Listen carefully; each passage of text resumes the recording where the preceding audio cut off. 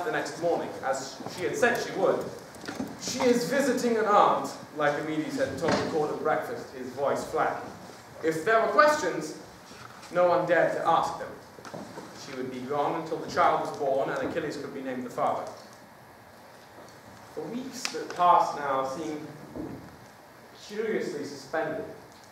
Achilles and I spent as much time as possible away from the palace, and our joy, so explosive at reunion, had been replaced with impatience. We wanted to leave, to return to our lives on Pelion or in Theo. We felt furtive and guilty with the princess gone. The court's eyes on us had sharpened, grown uncomfortable. Lycomedes frowned whenever he saw us. And then there was the war. Even here, in long-forgotten Skyros, news came of it. Helen's former suitors had honored their vow, and Agamemnon's army was rich with princely blood. It was said that he had done what no man before him could, united our fractious kingdoms with a common cause.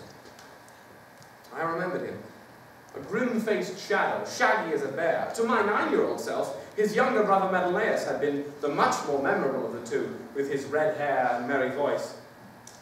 But Agamemnon was older, and his army the larger. He would lead the expedition to Troy. It was morning, and late winter, though it did not seem like it. So far south, the leaves did not fall, and no frost pinched the morning air. We lingered on a rock cleft that looked over the span of the horizon, watching idly for ships or the grey flash of a dolphin back. We hurled pebbles down the cliff, leaning over to watch them skitter along the rock face. We were high enough so that we could not hear the sound of them crashing on the rocks below. Wish I had your mother's lyre. Me too. What is that? I cannot tell. If it is a ship, there will be news. It's a ship for certain. It's not a trader. Do you know the design? We watched the ship skirt the narrow mouth of Skyros' bay and beach itself on the sandy shore. A rough-cut stone anchor was heaved overboard, the gangway lowered. We were too far to see much of the men on its deck beyond dark heads. We had stayed longer than we should have. Achilles stood and tucked his wind-loosened hair back beneath his kerchief. My hands busied themselves with settling his dress more gracefully across his shoulders. It was barely strange to see him anymore in it. Achilles caught the expression on my face. Later. Then he turned and went back down the path to the palace. He would go to the women's quarters and wait there amidst the looms and the dresses until the messenger was gone. The hairline cracks of a headache were beginning behind my eyes. I went to the bedroom. Cool and dark, its shutters barring the midday sun, and slept. A knock woke me. Perhaps it was a servant, or Lycomedes. "Come in." It's rather too late for that. Sorry if I disturbed you. It's all right. I was hoping I might have a word with you. Do you mind if I sit? No. His hands were calloused and rough. They would not have looked out of place holding a plough, yet his manners bespoke nobility. I could think of no reason that any man would want a moment of my time unless it was to claim me for my oath. Who are you? A good question. But very rude barging into your room like this. I'm one of the great King Agamemnon's captains. I traveled the island to speak to promising young men such as yourself about joining our army against Troy. Have you heard of the war? I have heard of it. Good. He smiled and stretched his feet out in front of him. The fading light fell on his legs, revealing a pink scar that seamed the brown flesh of his right calf from ankle to knee. Pink scar. My stomach dropped as if I had leaned over Skyros' highest cliff, with nothing beneath me but the long fall to the sea. He was older now, and larger, coming to the full flush of his strength. Odysseus. He said something, but I did not hear it. I was back in Tyndareus' hall, remembering his clever dark eyes that missed nothing. Did he know me? I stared at his face, but saw only a slightly puzzled expectation. He is waiting for an answer. I forced down my fear. "I'm sorry, I did not hear you." "What?" Are you interested in joining us to fight? Well, I don't think you'd want me. I'm not a very good soldier. It's funny. No one seems to be when I come calling.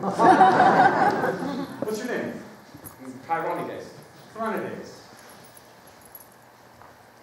Well, Chironides, Agamemnon promises gold and honor for all who fight for him. It looks to be a short campaign. We could have you back home by next fall. I'll be here for a few days, and I hope you'll consider it. That's it? That's it. I assume I'll see you at dinner. Oh, you know what's funny? I keep thinking I've seen you before. I doubt it. I don't recognize you. I must have you confused with some other young man. You know what they say, the older you get, the less you remember. Who's your father? Well, I am outside. I'm sorry to hear that. Where were you from? You first. North or south? South. I would have sworn you were from the north, from somewhere around Thessaly, say, or Thea. You have the same roundness to your vowels that they do. I did not know that. Useless information is my curse, I'm afraid. Well, be sure to come find me if you decide you want to join us, or if you know any other likely young men that I should talk to.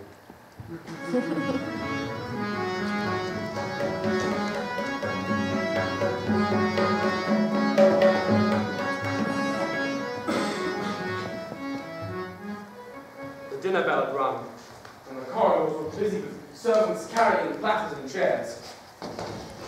When I stepped into the hall, my visitor was already there, standing with Lycomedes and another man. Chironides, this is Odysseus, ruler of Ithaca. Thank goodness for hosts. I realized after I left that I hadn't told you my name. And I did not ask because I knew. It had been a mistake, but it was not irreparable. So you're a king? Actually, he's just a prince. I'm the king. This is Lord Diomedes, king of Argos, a comrade of Odysseus. And another suitor of Helen's, though I remembered no more than his name. Lord? Well, shall we sit? And how is Ithaca? Ithaca is well, thank you. I left my wife and son there, both in good health. Ask him about his wife Penelope. He loves to talk about her. Ask him how he met her. It's his favorite story.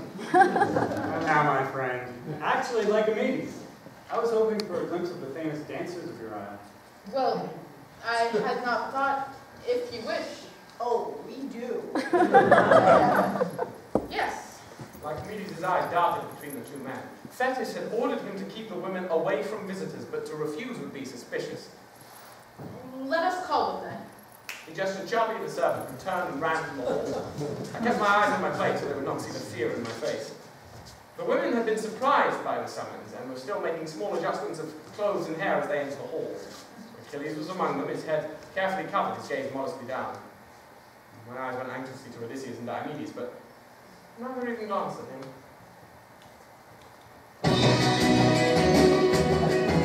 Which one is your daughter?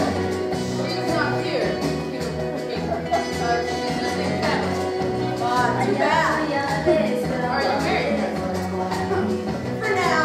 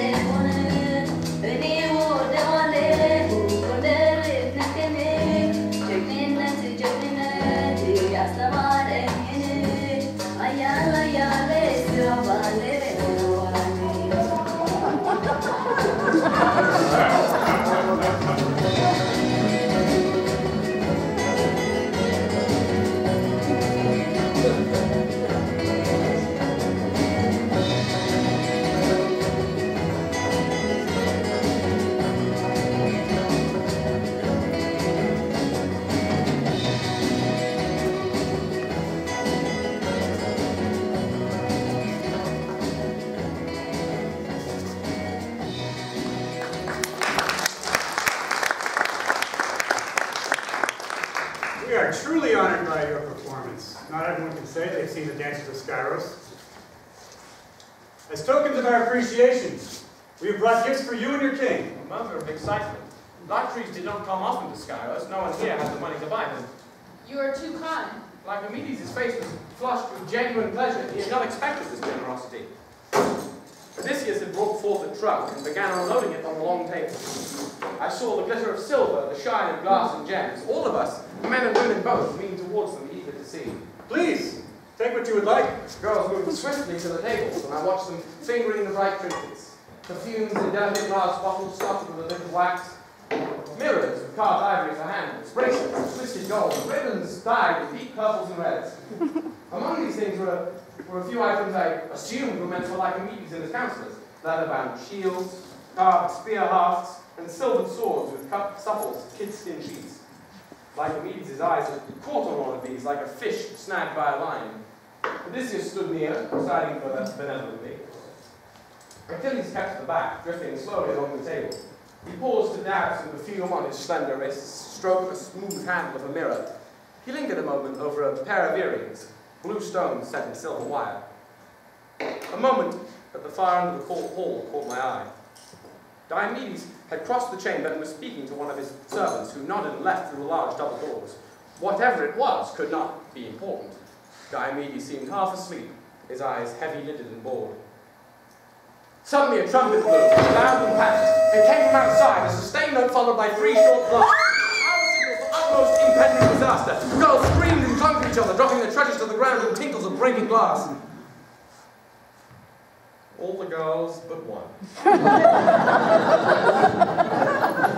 Before the final blast was finished, Achilles had swept up one of the silvered swords and flung off its kid-skin sheath.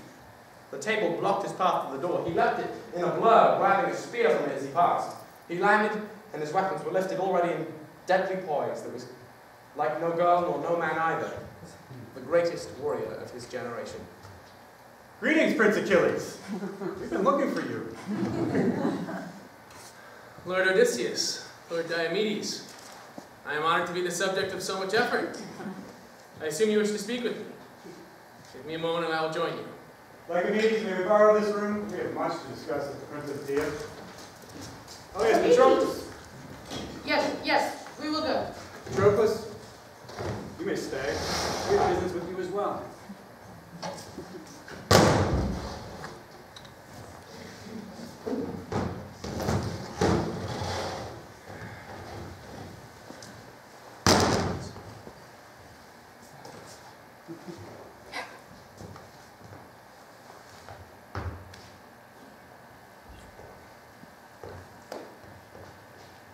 It was a trick.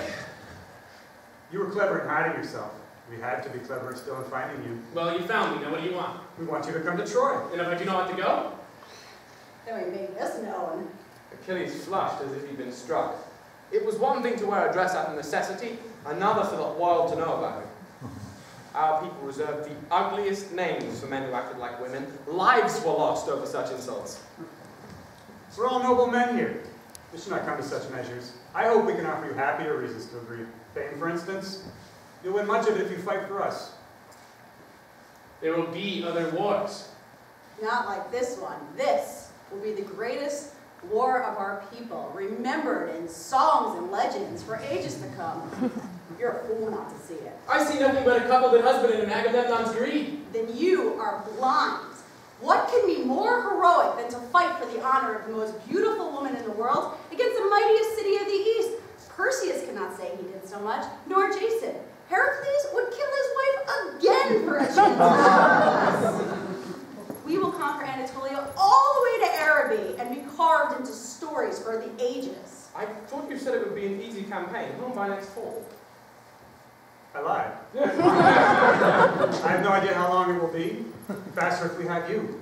The sons of Troy are known for their skill in battle. Their deaths will lift your name to the stars. If you stay behind, you miss your chance at immortality.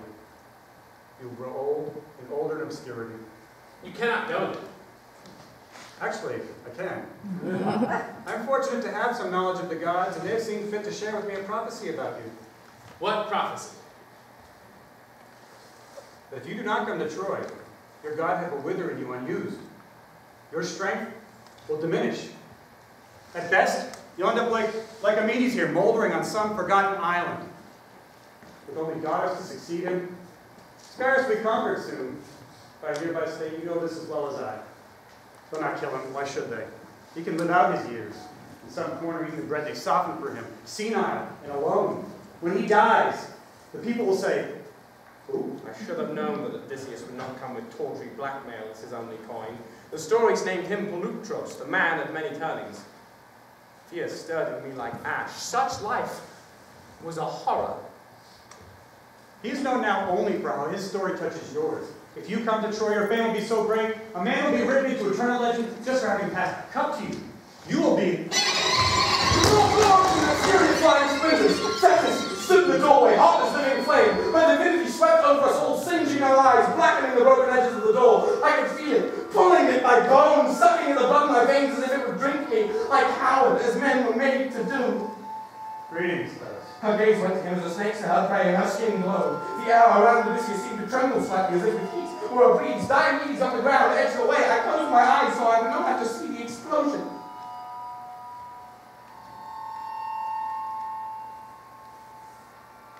A silence, into which at last I opened my eyes. Odysseus stood unharmed. Thetis' fists were strangling themselves white, no longer burned to look at her. The gray-eyed maiden has ever been kind to me. She knows why I'm here. She blesses and guards my purpose. It was as if I had missed a step in their conversation. I struggled now to follow. The grey-eyed maiden was our god of war. She was said to prize cleverness above all. Athena has no child to lose. Ask her. Ask your mother what she knows.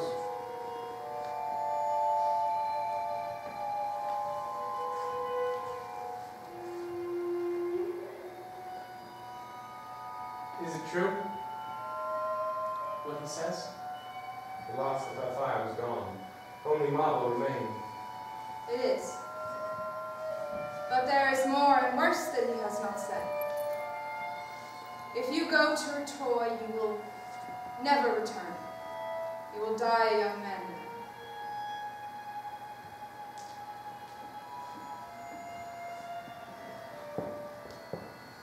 It is certain. This is what all mortals ask first. In disbelief, shock, fear. Is there no exception for me? It is certain. If he had looked at me then, I would have broken. I would have begun to weep and never stopped. But his eyes were fixed on his mother.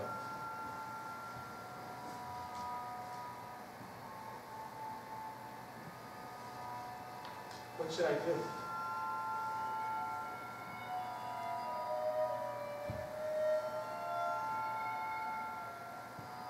Do not ask me to choose.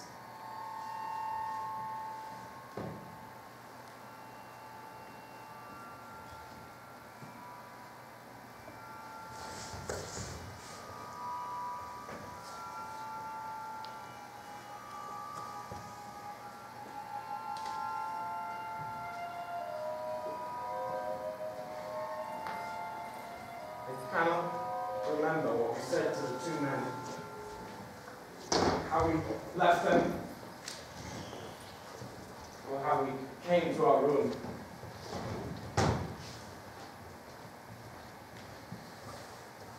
I remember his face, skin drawn tightly over his cheeks, the dulled pallor of his brow, his shoulders, usually so straight and so fine, seemed fallen.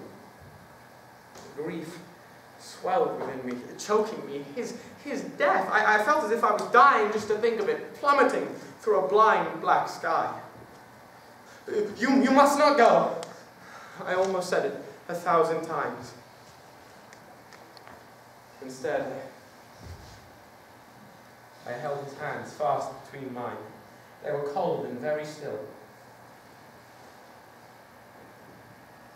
I do not think I could bear it.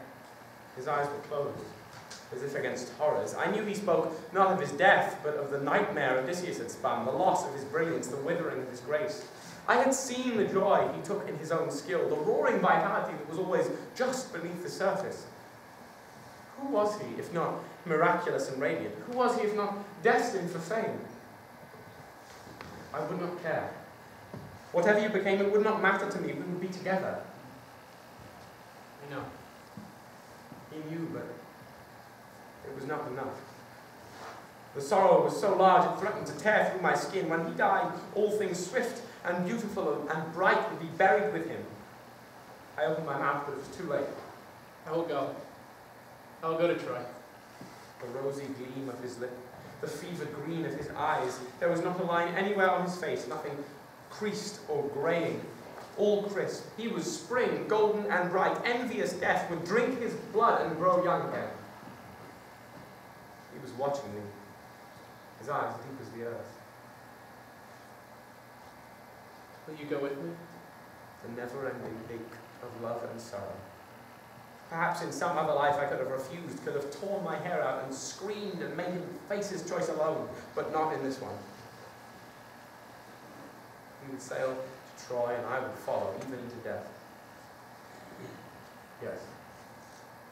Yes. Relief broke in his face, and he reached for me. I let him hold me, let him press us length to length, so close that nothing might fit between us. Tears came and fell. Above us, constellations spun and the moon paced her weary course. We lay stricken and sleepless as the hours passed. When dawn came, he rose stiffly. I must go. He was pale, his eyes shadowed. He looked old already. Panic rose in me. Don't go, I wanted to say. He drew on my tunic and was gone. I lay back and tried not to think of the minutes passing. Just yesterday we had a wealth of them. Now each was a drop of heart's blood lost. The room turned grey, and then white. The bed felt cold without him and too large. I heard no sounds, and the stillness frightened me. It is like a tomb. I rose and wrung my limbs, slapping them awake, trying to ward off a rising hysteria. This is what it will be every day without him. I felt a wild-eyed tightness in my chest, like a scream, every day without him. I left the palace, desperate to shut the thought out. I came to the cliffs. Skyros' great rocks that beetled over the sea, and I began to climb. The winds tugged at me. The stones were slimy with spray, but strain and danger stayed me. I arrowed upwards towards the most treacherous peak where I would have been too fearful to go before. My hands were almost cut to blood by jagged shards of rock. My feet left stains where they stepped. The pain was welcome, ordinary and clean. So easy to bear it was laughable. I reached the summit. A careless heap of boulders at the cliff's edge and stood. An idea had come to me as I climbed, reckless and fierce as I felt. Certes! Certes! Do not speak my name again. Get down, you fool. Your half-wit death will not save him. How much longer will you live? Why? Will you prepare yourself for it? Try to stop it? Contempt spilled across her face. Yes, if I can. Please. Please tell me. Hector's death will be first. That is all I am given to know.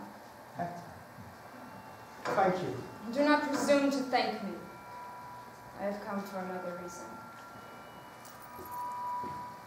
It will not be so easy as he thinks.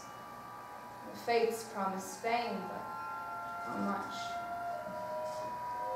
He is too trusting. He will need to guard his honor carefully. The men of Greece are dogs over a bone. They will not simply give up preeminence. I will do what I can. And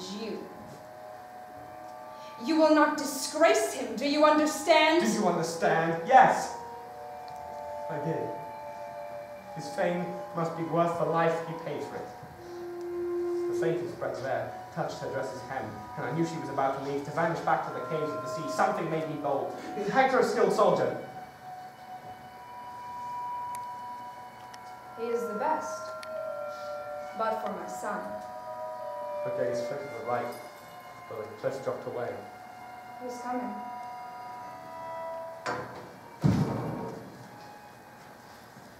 Achilles crested the rise and came to where I sat. He looked at my face and my bloodied skin. I heard you talking. It was your mother. You must not kill Hector. My mother told you the rest of the prophecy. She did. And you think no one but me can kill Hector? Yes. And you wish to steal time from the Fates? Yes. Well, I see no reason to kill him. He's done nothing to me. For the first time, then, I felt a kind of hope. We left that afternoon. There was no reason to linger. Ever dutiful to custom, like Achilles came to bid us farewell. The three of us stood together stiffly. Odysseus and Diomedes had gone ahead to the ship. They would escort us back to Thea, where Achilles would muster his own troops. There was one more thing to be done here, and I knew Achilles did not wish to do it. Like Achilles, my mother has asked me to convey her desires to you. It is about the child. It is. And what does she wish? The child will be a boy. She wishes to raise him herself. When the boy is weaned, she will come to claim him. Silence. Lycomedes closed his eyes. I knew he was thinking of his daughter, arms empty of both husband and child. I wish you had never come. I'm sorry. Leave me. We obeyed.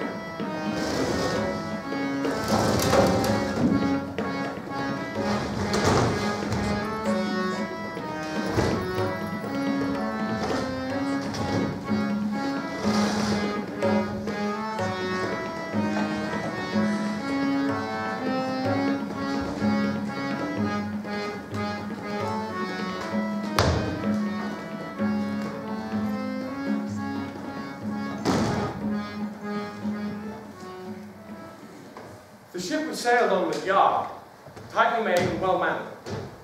The crew moved with a competent fleetness, and the ropes gleamed with new fibers, and the masts seemed fresh as living trees. The prow-piece was a beauty, the finest I had ever seen. A woman, tall, with dark hair and eyes, her hands clasped in front of her as if in contemplation. She was beautiful, but quietly so, an elegant jaw and upswept hair showing a slender neck. She had been lovingly painted, with each darkness or lightness perfectly rendered. You're admiring my wife, I see. She refused at first, wouldn't let the artist near her. I had to have him follow her in secret. I think it turned out rather well, actually. Marriage for love, rare as cedars from the east. It almost made me want to like him, but I had seen his smiles too often now. What is her name? Penelope. Is the ship new? If he wanted to speak of his wife, I wanted to speak of something else. Very. Every timber of it from the finest wood Ithaca has. Bragging about your new ship again? I am. The king is unusually eloquent today. Tell me, do you think such quick wit comes from your father having eaten that man's brains? What? You don't know the tale of mighty Tydeus, king of Argos, eater of brains? I've heard of him, but not about the brains. I was thinking about having the scene painted on our plates. Remind me not to dine in Argos anytime soon. Diomedes laughed. Ha! A pleasant sound. The kings were inclined to talk and lingered by the rail with us. They passed stories back and forth of other sea voyages, of wars, of contests won in games long past. Achilles was an eager audience with question after question. I watched him hang on the other man's words. He is too trusting. But I would not be the raven on his shoulder all the time, predicting gloom. The sun slid lower in the sky, and we drew close to the dark shadow of land where we would make camp. The ship found the harbour, and the sailors drew up on the shore for the night. Supplies were unloaded, food and bedding in tents for the princes.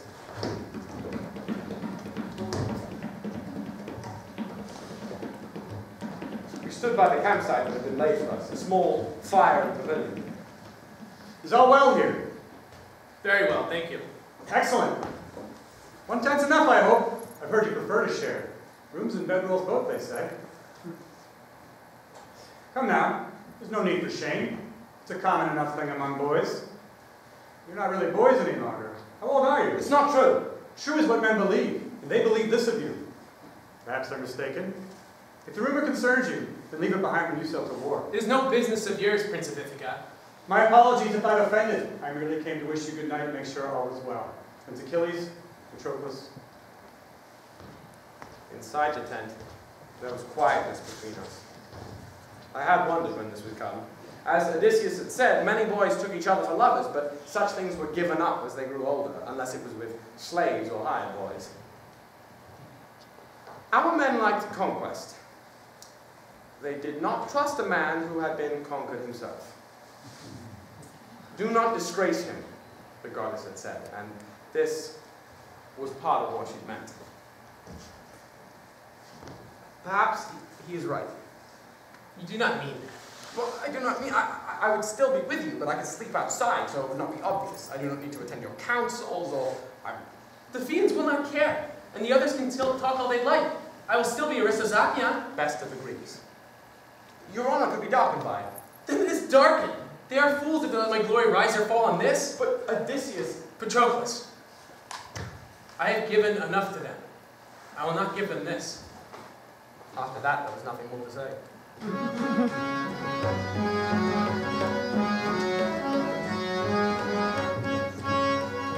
The next day, with the southern wind causing our sail, we found Odysseus by the crowd.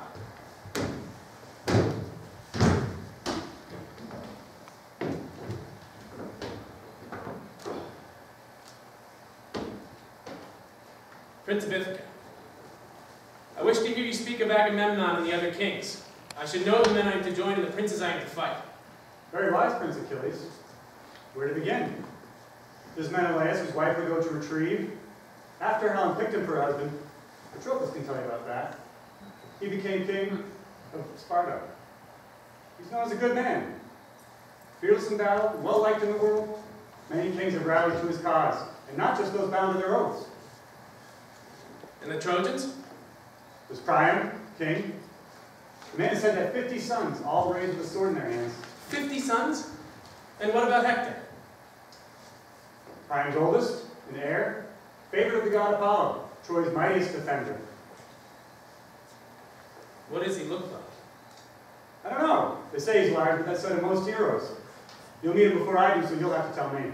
Why do you say that? I'm sure Diomedes would agree. I'm a competent soldier, but no more. My talents lie elsewhere. If I were to meet Hector in battle, I would not be bringing back news of him. You, of course, are a different matter. You will win your greatest fame from his death. I see no reason to kill him. He's done nothing to me. If every soldier killed only those who personally offended him, Pelides, there would be no wars. Although, perhaps that's not such a bad idea. You have told me nothing of Agamemnon. Yes, a mighty king of Mycenae. Proud scion of the house of Atreus, his great-grandfather Tamos was a son of Zeus. We are fortunate to have Agamemnon as our general. We are each generals. True, but we are all going to fight the same enemy, are we not? 24 generals on one battlefield would be chaos and defeat. You know how well we get along. We probably end up killing each other instead of the Trojans. Success in a war such as this comes only through men sewn to a single purpose, funneled to a single spear thrust, rather than 1,000 needle pricks. You lead the Athenians, and I the Ithacans, but someone must use us each to our abilities, however great they may be. I will take Agamemnon's counsel, but not his orders. I will have you know that, Prince of Ithaca. Gods, save us from ourselves. Not even in battle yet, and already worried over honors. I am not. Believe me, Agamemnon knows your great worth to his cause. It was he who first wished you to come. You will be welcome to the army with all the pomp you could desire. It was not what Achilles had meant exactly, but it was close enough.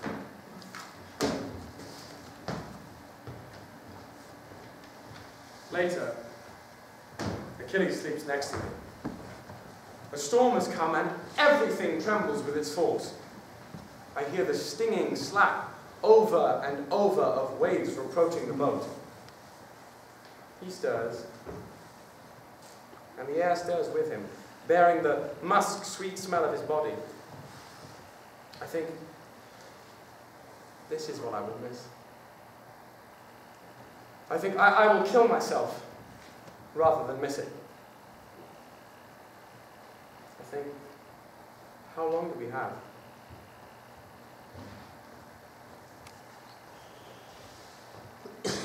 We arrived in fear the next day. The sun was just over the meridian, and Achilles and I stood looking at the rail. Do you see that? What? The shore. It looks strange. As we drew closer, we saw why. It was thick with people, jostling impatiently, craning their necks towards us, and the sound! At first it seemed to come from the waves or the ship as it cut through them, a rushing roar, but it grew louder with each stroke of our oars until we understood that it was voices, then words. Over and over it came, "Prince Achilles, Aristozachion!" As our ship touched the beach, hundreds of hands threw themselves into the air and hundreds of throats opened into a cheer. All other noises, the wood of the gangplank banging down on rocks, the sailors' commands were lost to it. We stared in shock. It was that moment, perhaps, that our lives changed. Not before in Skyros or before that still on Pelion, but here, as we began to understand the grandness now and always that would follow him wherever he went. He had chosen to become a legend, and this was the beginning. He hesitated, and I touched my hand to his where the crowd could not see it. Go. I waited. Achilles stepped forward onto the gangplank, his arm lifted in a greeting, and the crowd screamed itself hoarse. I half feared they would swarm onto the ship, but soldiers pushed forward and lined the gangway, making a path straight through the crush. Achilles turned back to me and said something. I could not hear it, but I understood. Come with me. I nodded, and we began to walk. On either side of us, the crowd surged against the soldiers' barrier. At the aisle's end was Peleus, waiting for us. His face was wet, and he made no attempt to wipe aside the tears. He drew Achilles to him and held him long before he let him go. Our prince has returned! Before all of you, I welcome my most beloved son, the sole heir to my kingdom. He will lead you to Troy in glory and return home in triumph. Even there, beneath the bright sun, I felt my skin go cold. He will not come home at all. But Peleus did not know this yet. A man grown, God-born, Aristozachion! There was no time to think of it now. The soldiers were beating on their shields with their spears. The women screamed and the men howled.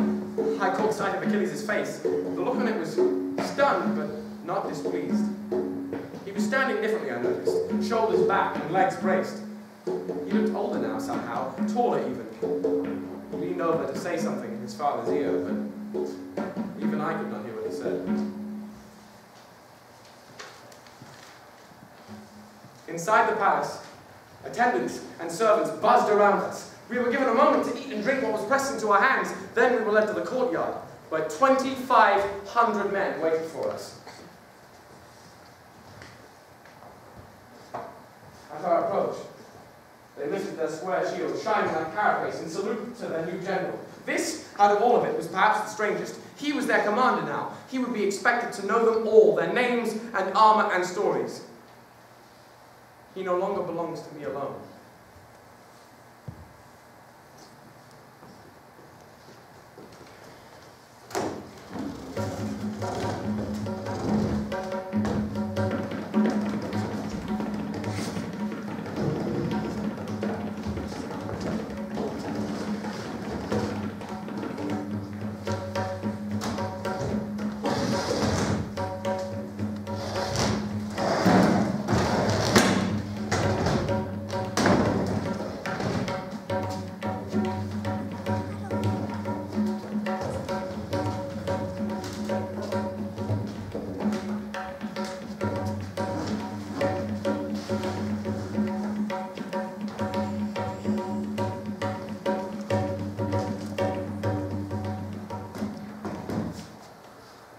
was nervous. Even I could not tell. I watched as he greeted them, spoke ringing words that made them stand up straighter. They grinned, loving every inch of their miraculous prince. His gleaming hair, his deadly hands, his nimble feet. They leaned towards him, like flowers to the sun, drinking in his luster. It was as Odysseus had said. He had light enough to make heroes of them all. He was never alone. Achilles was always needed for something. His eye on draft sheets and figures, his advice on food supplies and levy lists. Phoenix, his father's old counselor, would be accompanying us, but there were still 1,000 questions for Achilles to answer. How many? How much? Who will be your captains? He knew that I had little to do here. His face, when he turned to me, was increasingly apologetic. He was always sure to place the tablets where I could see them too, to ask my opinion, but I did not make it easy for him, standing at the back, listless and silent. And even now I could not escape. Through every window came the constant chatter of soldiers, bragging and drilling and sharpening their spears. The Myrmidons, they had begun calling themselves Ant-Men, an old nickname of honor. I watched them marching, rank on cheerful rank. I saw them dreaming of the plunder they would bring home and the triumph. There was no such dream for us. I began to slip away. I would find a reason to linger behind as the attendants ushered him forward, an itch, a loose strap. Oblivious, they hurried on, turned a corner and left me suddenly, blessedly alone.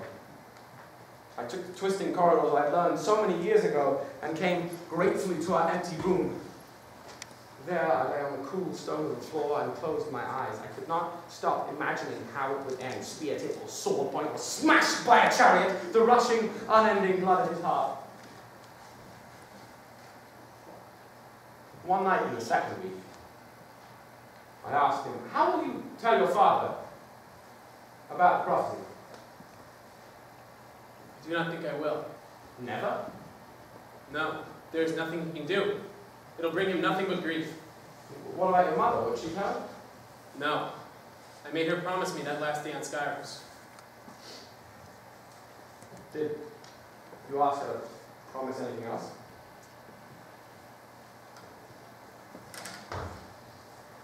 I asked her to protect you after. What did she say? She said no. Later, when he slept, I lay wakeful and watching under the stars. I thought of this. Knowing that he had asked warmed me. It chased away some of the coldness of the days here in the palace, when he was wanted every moment and I was not. As for the goddess Granza, I did not care. I would have no need of her. I did not plan to live after he was gone.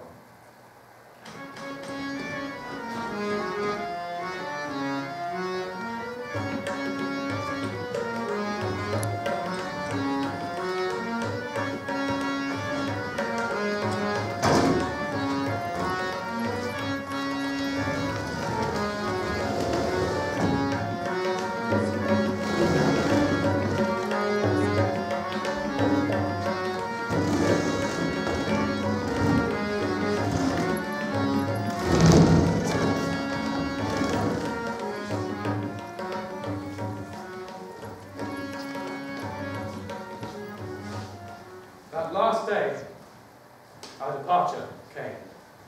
Our ship was a beauty, finer even than Odysseus's, sleek and slim as knife point, meant to cut the sea. It rode low in the water, heavy with stores of food and supplies, and that was only the flagship. Beside it, 49 others, a city of wood, rolled gently in the waters of Thea's harbour.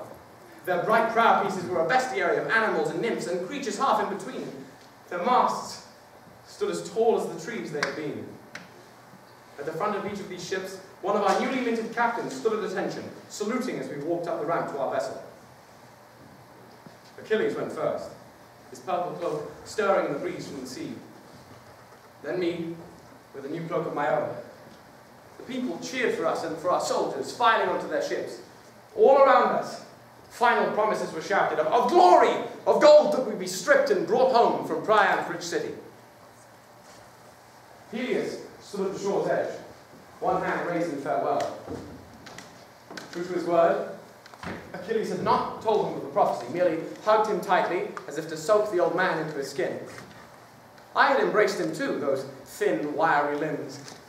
I thought, this is what it will feel like when Achilles is old. And then I remembered he will never be old. The ship's boards were still sticky with new resin. We leaned over the railing to wave our last farewell, the sun-warm wood pressed against our bellies. The sailors heaved up the anchor, square and chalky with barnacles. Then they took their seats on the oars that fringed the boat like eyelashes. They waited for the count. The drums began to beat and the oars lifted and fell, taking us to Troy.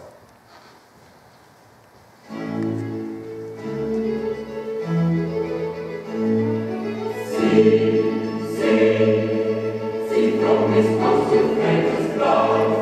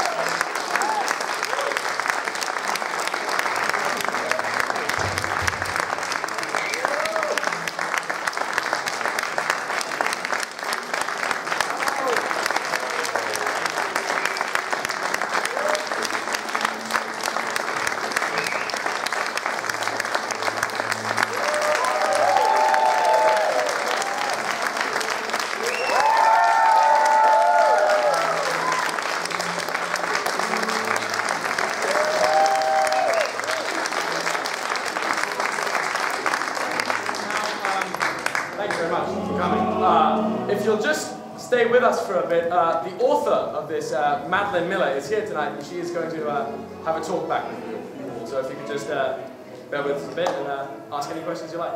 Thank you very much.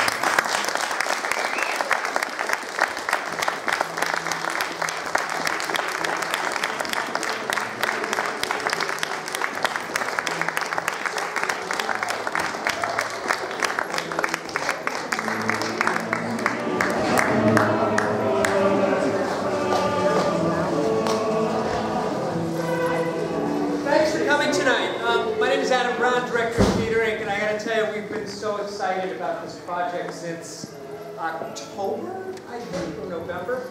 So we appreciate you coming tonight. We're so proud to have the author Madeline Miller and the director Melissa Bernstein come on down to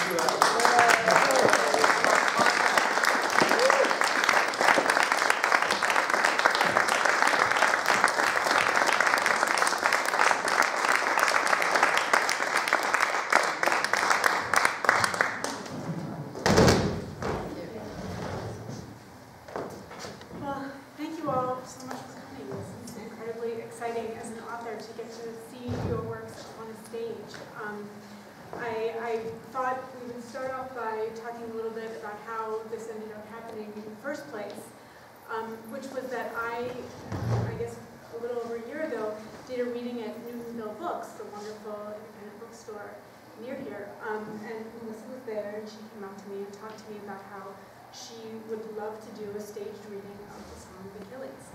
I have a theater background, and I was immediately excited about it. I was also really excited because Melissa was so passionate about the idea. And in particular, particularly for this book, I was excited because, of course, the history of these stories is all oral tradition, that the Iliad and the Odyssey were originally oral poetry. And so the idea of them being spoken again, the story being spoken again, seemed totally appropriate and perfect. So I was very excited, and I said, please tell me more. And so I think we should take the journey from there. Yeah, I told Madeline it was fortuitous because I had read the book, and when I finished about 2 weeks later, I saw that she was doing a reading at the bookstore, and so I immediately went, and I didn't realize until I got there that she was local. She lives here close by. And so we started talking about this idea, and I love this book, and for some reason, and I've read a lot of books lately that I love, but this one I just wanted to put on stage. It seemed like these characters needed to tell their story on stage. And so we talked for a while and found a venue and then got a cast. And we took the book, and at first we didn't know. I was very inspired by Gats, that was done at the ART a couple of years ago, where they read and dramatized the whole Great Gatsby and did not cut a single line. So at first I started with that, and then I realized I was very, very ambitious. And so I cut a little of it. And Madeline came to rehearsal and she said, I have one big note for you. Cut some more, which was, oh my God, what a gift from an author. And so together with the cast, and they're going to join us in our song of Achilles.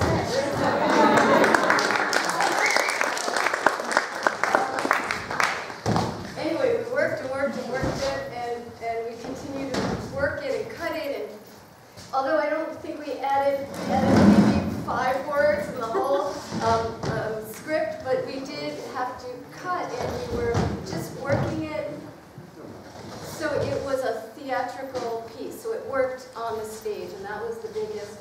As a book, I wouldn't cut a single thing, but to make it work dramatically, and also to figure out what works in a book and what doesn't necessarily, if we can't do a 12-hour play for you, what we needed to do to make it work as, I guess, a living piece of theater. So what we really want to do is throw in some questions. Get the blue light. You let me know. And they can be for either of us or for any of the artists who are all here. Did any of you guys know I wasn't a woman?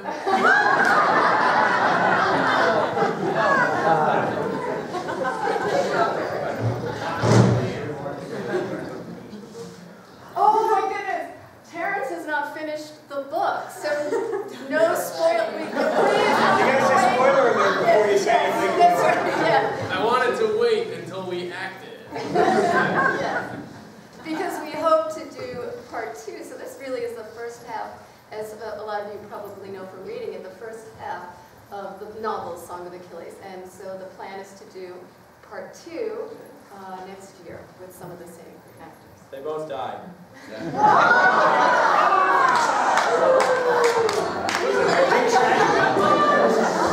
Sorry.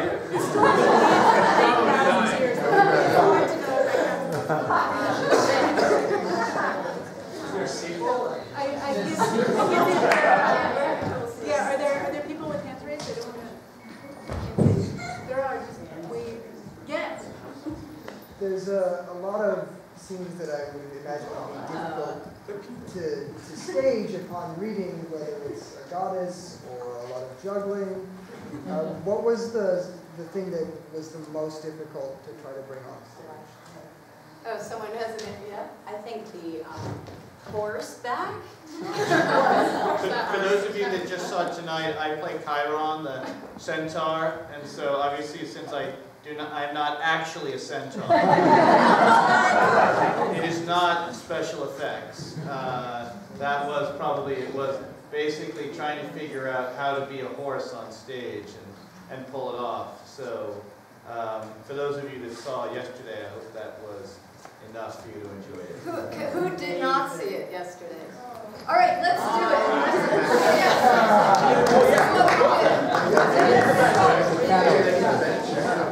You're sitting on the horse's ass.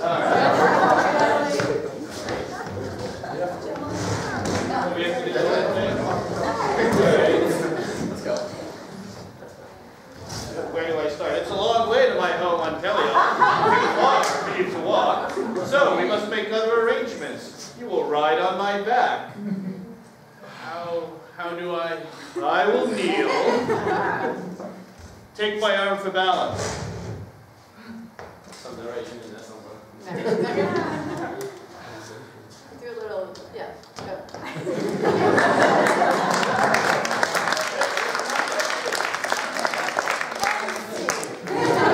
Baklava for everyone. Okay, what we were working with, we were calling them found objects. So except for these two tables that my husband, designer,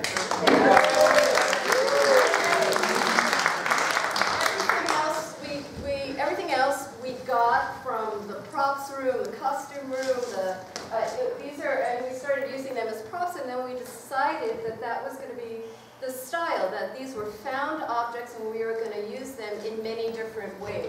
And so what we had for Chiron really was, I mean, this is what we had. So that's what we had to work with, and so we decided, well, let's use that bench. And it just worked. And then I think that was a great day of rehearsal because it sort of, but it opened up a lot of things. It opened up everything for us. So things could become different things. We were talking about the lyre, and at one point we were going to have turns play the guitar and really sing and play. And I asked Madeline, I was kind of struggling with what is real and what do we mime, and then what do we use as other objects. And she said, where are the musicians? Yeah, the musicians are there. She said, yeah.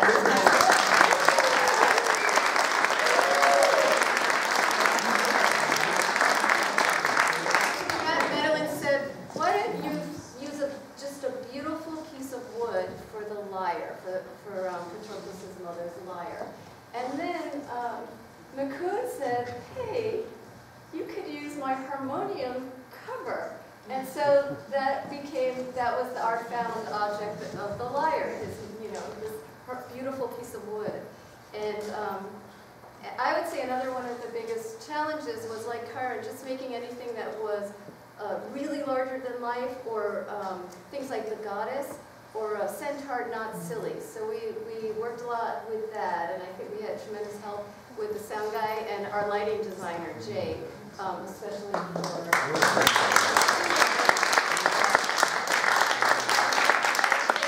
as well, because we didn't want to be silly. She's terrifying and intense, and intensely feels intense love for her son, and so that's what we were going for.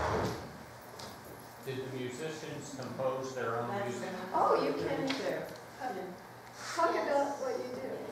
Okay, yes, we did compose. So through this production, I was able to make up my own stuff, and then I don't know what he does. Yeah, we're brothers. Yeah, I don't know what he does.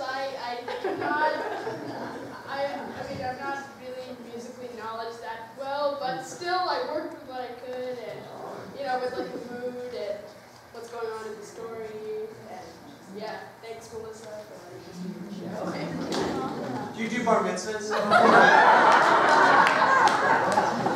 Sure. Right. He knows how to sacrifice a goat,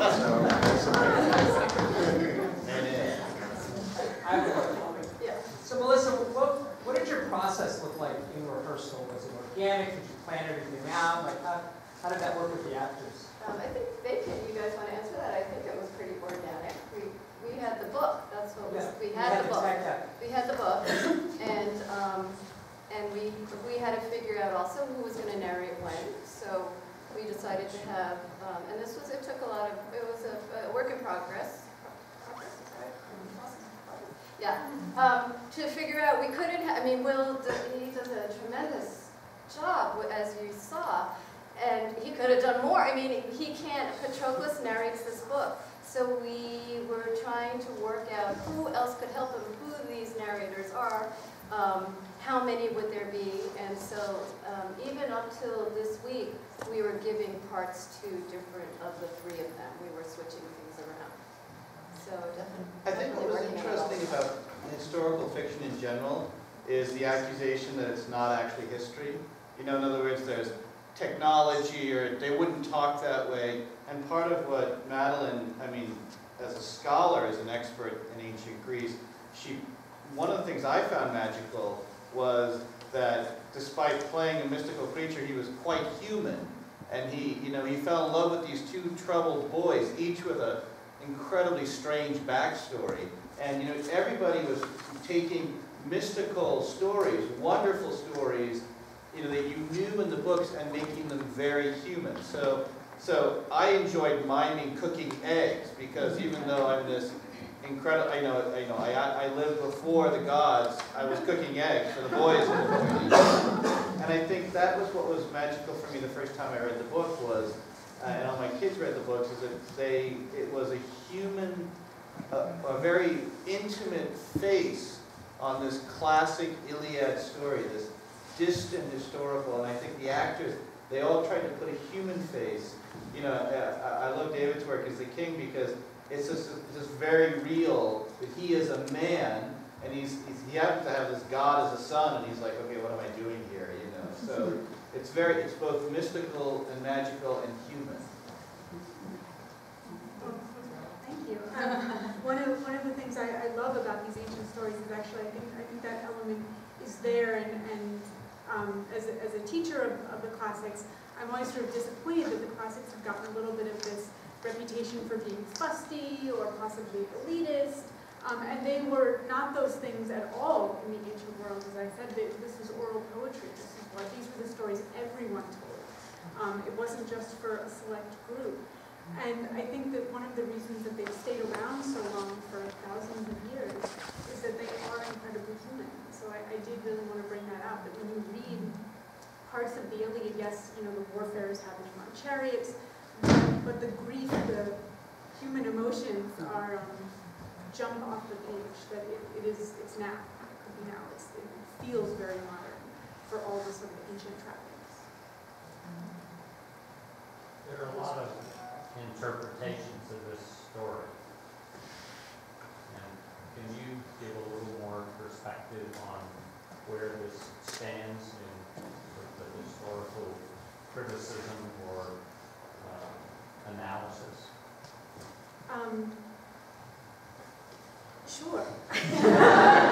I'm not sure where it will end up standing, but what I wanted to do is, as you mentioned historical fiction, I actually, when you're dealing with the Iliad and the Odyssey, because you're dealing with gods and centaurs, I sort of came at it from the point of view of mythological fiction, maybe more than historical fiction. And there are so many versions of the Achilles story. And so what I tried to do is I tried to take the Iliad as my primary touchstone. But the Iliad doesn't cover everything. The Iliad actually begins in the last year of the war with this huge fight between Achilles and Agamemnon. And it ends with Hector's death. It doesn't cover Achilles' death. It doesn't cover the fall of Troy. It doesn't do the horse, none of that. So the Iliad itself is a very short, short span of chronological time. So I did have to go elsewhere. I drew on the Odyssey. There's a wonderful scene in the Odyssey where Odysseus goes down to the underworld and sees Achilles and Patroclus in the underworld. Spoiler. And there's also the Aeneid tells the story. This is Virgil, the great Roman epic. The Aeneid tells the story of all of Troy, so I was drawing on that.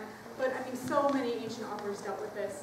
Ovid particularly loved sort of the stuff about Achilles dressing up like a woman, so he went into that, and all these different authors. So I sort of Homer first and the Iliad first, because that was the original, but then drawing on other things after to fill in. It's been a long time since I studied the Iliad and Odyssey, and I studied it in a Catholic girls' school. So in that context, how figural was the relationship between Achilles and Patroclus in the writings of the ancients? Yes, so this is actually, the relationship of Achilles and Patroclus has been debated since pretty much the Iliad was a story. So the Iliad, Homer himself does not say one way or another. And so people looking at the Iliad have said, some people have said, well, Homer doesn't say, therefore they're not together.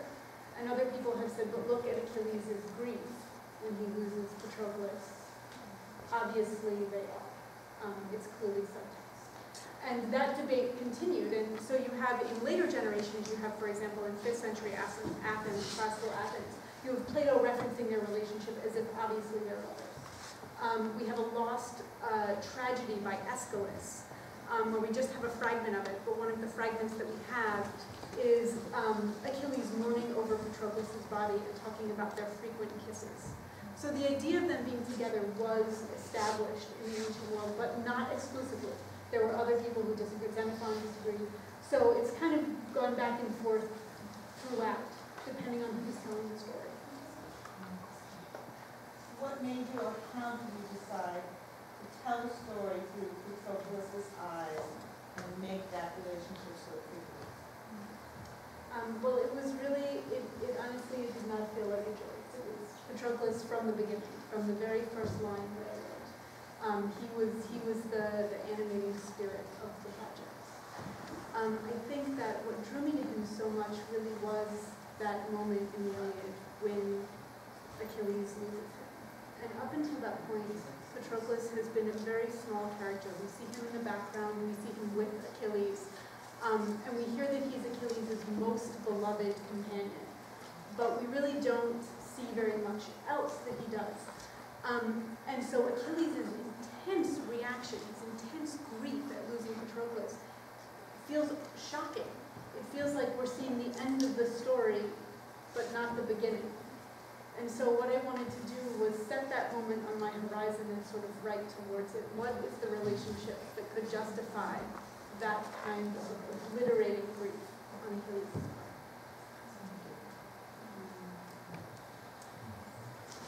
What is everyone's favorite Greek myth?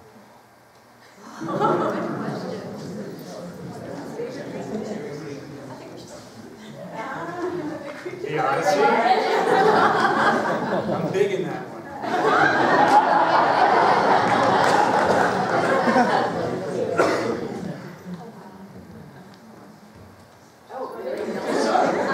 Jackson. Yes. Oh my God, best books ever. I like the story of Athena being born. I like Andromeda.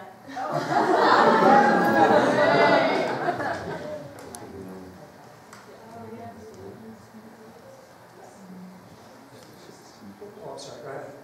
Well, as they've mentioned, I haven't read the second part of the book. And that's because I wanted to act it while reading it and get absorbed in it again as I was in this first part of the book. And I never, because I was cast a little bit later, and my thought with that was, I don't want to confuse anything in the second part with the first part. I'm still learning the first part, and I want to make sure I get the first part down.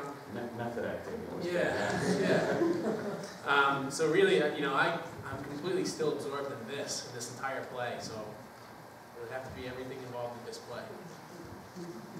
Got a lot to look forward to. Tell me.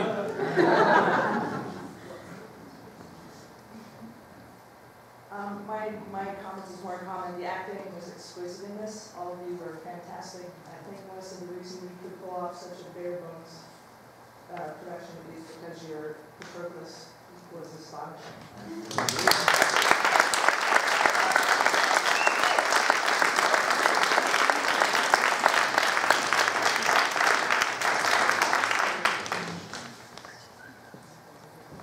He's a rental. So this might be a crazy question. I know this book has lived in your head, obviously, for a long time. But after seeing it, or hearing it, which is, in my opinion, better than books on tape. But seeing it and hearing it, did you see anything else in this that maybe, that would have changed, or you saw some things you didn't see when you wrote it? I don't know. Kind of a crazy question. No, not at all. I think I will say that, some of you may know this, but the book actually took me 10 years to write, and it feels like even more than that, because I have been loving classics since I was a child and studying it all through high school and college, and I began writing this right after I graduated from college, and then sort of it took me 10 years. And when I finished the book, I had this intense period of grief, actually, that I would never get to write about Achilles and Patroclus again. And it was sort of their story was over. And seeing this last night and tonight has just been so exciting because it's a way for it to continue to live. I'm finished with it, but now I get to come and see it and live again. It was very emotional. I couldn't talk last night. And the first half is beautiful. So I guess I would say that it was wonderful to go back and relive that and sort of be re-immersed in the world. I love the humor because one of the things about the story that really drew me is the fact that the main characters are so incredibly young in that first half. They're teenagers. And I think we often think of heroes as, sort of being older than that, but they're incredibly young. And I think in their excitement and enthusiasm and some bad choices, that there's humor to be found, and I love that people brought that out. Well, that was one of the best parts of the play, too, and just this whole experience was, Will is unbelievable, as you guys noticed. And, this entire cast has been great to work with. Everyone has brought something different to the table, and, everyone has their own background, which makes it so unique. But then we're working within Madeline's mind, and, these are, we're playing out her mind in this situation. And at the same time, we have so many intimate moments. It's like, would it be like this? Is this what she was thinking? Is this, is this what I'm supposed to be feeling as a character? And, getting to act it out was so unique too, because even every movement, I'm doing a plank over Will in one part, knocking him over to remind him that I don't want to talk about that girl anymore. Stop bringing up the girl. I don't want to talk. A lot of them haven't seen that. Would you like to do it? Yeah. So. Will and I got to know each other very well during this play. But that just made it so exciting and so easy to do, and so, fun to constantly analyze everything. And, even if we did it perfect 300 times, Melissa would have something to say about maybe it's this, and maybe it's this, which is never negative, it was always a positive thing because we were within Madeline's mind. We were acting out, her thoughts and her, imagination with this story. So it just was a heck of an experience in that respect.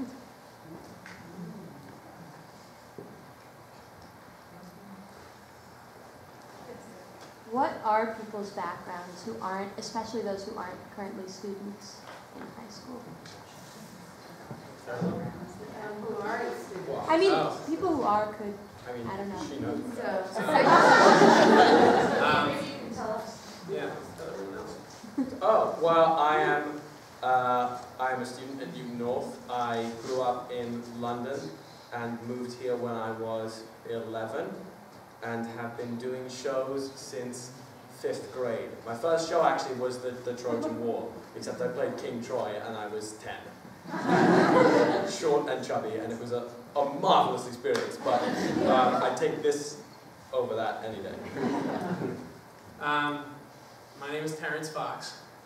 This is my first play. I've never done this before. And I was, oddly enough, casted by Bernie, Melissa's husband. Was walking around the office. We both work at TripAdvisor together. He has blonde hair. He's tall.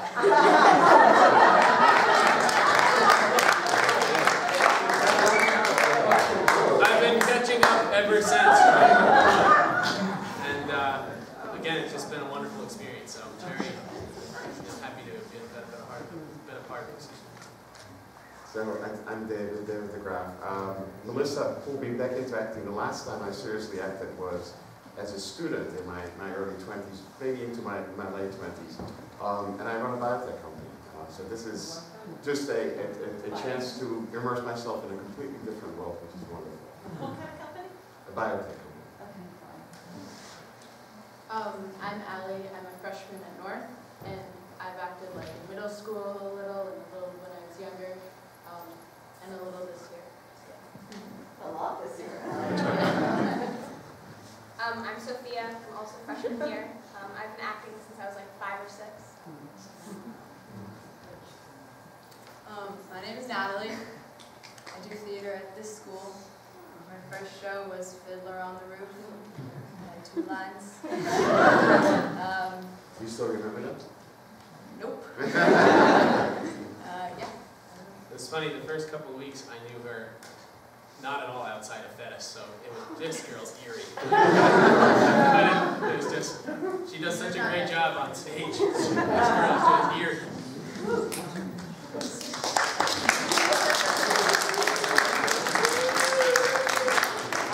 I'm Pam. I was in Melissa's show in the fall in our town, and that was my first acting experience, and I really liked it so much, and so when she said she was doing this, please let me do it. And I'm an English teacher. I'm Matt. I got the part because Melissa likes my daughter's acting. I always done like 10 plays with Melissa with the new players, and when the other Odysseus backed out and she needed a new one, she figured, well, maybe some of Valerie's talent would go back. I'm Abby. I'm a freshman at South, and tell us how you got here. So my first show was in 2nd grade, and then I have done, I think, 7 shows with Melissa, maybe more, probably 10. And then I was not originally supposed to be in this show, but a friend of mine got sick, and so then I got really lucky. Not that she got sick, but they wanted me, so I was touched. No, it's Tom Brady's. You're right. In the past week, by the way. Oh, yeah. Wednesday. Yeah. Wednesday. 2 days before we opened. Tuesday. Yeah, she filled it. I'm not an actor. I costume designed it, but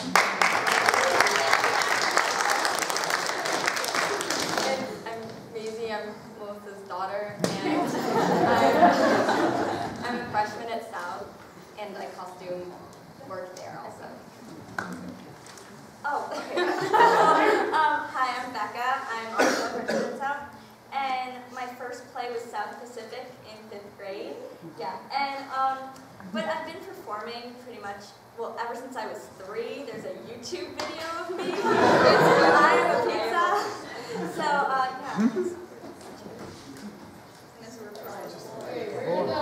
Okay, Keisha. My name is Keisha, and I'm a 5th grader at Ward School. And I've been playing the Indian drums and the tabla for the past 4 years. And yeah, and Melissa, thanks a lot.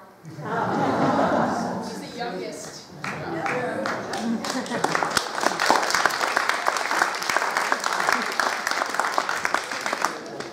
I play the harmonium. It's like a accordion, but it's like sideways. That's the best I can describe it. It's kind of like an organ, I guess. It's over there. It's not an organ. Okay, I mean, kind of. But yeah. So I don't take classes with it. My dad just like taught me. He plays too, but yeah, that's. Well, yeah, I'm a freshman at Newton North. Yeah, just like many others in this cast. I'm Paul Walsh. I'm a fund manager at Fidelity during the day, and my son has worked with Melissa a great deal, and has really, Melissa sort of planted him like a bulb, and in the fall, and he's just blossoming now. He was auditioning in New York last week for the Louis C.K. show and this kind of stuff. All of which he basically attributes to Melissa's basically guidance. So she was like, well, if Liam's got talent, maybe... Like so, this one. I see it there. And I played in Art Town, I played the milkman with my imaginary horse. And so she's a horse guy. Yeah. I'm Lily. I'm a sophomore at North, and theater's been a part of my life since I can remember. And I'm the stage manager.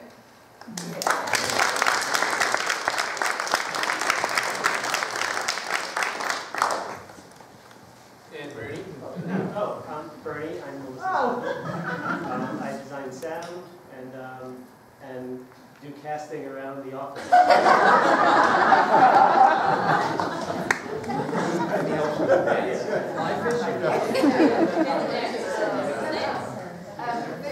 Are we finishing up? Any other is there one last question? I guess I would like to say one thing is that these guys worked so hard on the show. I'm so proud of them. We didn't get a lot of advertising through the newspapers. It's almost all word of mouth. So we have one more show. It will be tomorrow at 3. We're going to do all 4 acts. We're stopping in between Act 2 and 3 for an hour dinner break. Wegmans is donating dinner for the entire audience. So if you could spread the word and help us fill the theater tomorrow, we would love that. Or come back. Thank you.